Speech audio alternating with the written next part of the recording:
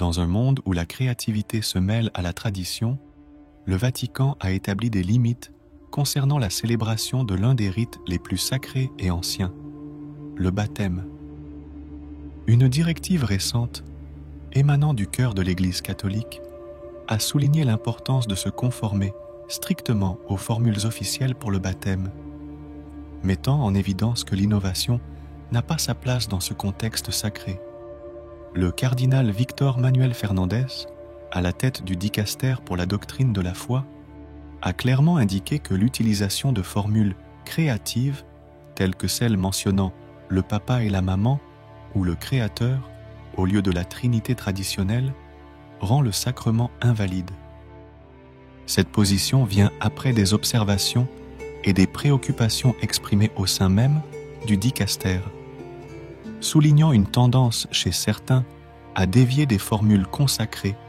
une pratique qui est maintenant définitivement rejetée par le pape François. Cette décision non seulement réaffirme la sacralité du langage liturgique,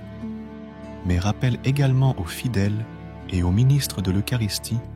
la discipline et le respect des normes qui ont fondé et maintenu l'Église pendant des millénaires. Le message envoyé est clair.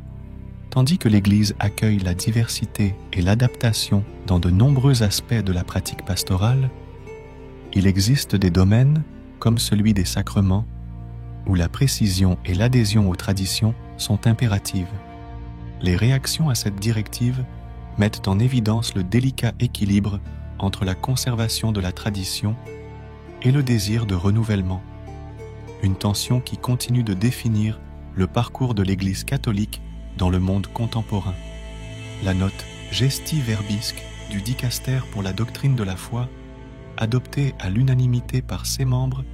et fermement soutenue par le pape François, met en lumière la route que les prêtres et les fidèles sont appelés à suivre, assurant que la grâce sacramentelle soit transmise dans des formes reconnues et valides, sans exception. Cet acte non seulement réaffirme l'importance du respect des formules sacramentales, mais ouvre également un dialogue plus large sur la nature de l'autorité, de la communauté et de la foi dans la vie de l'Église aujourd'hui.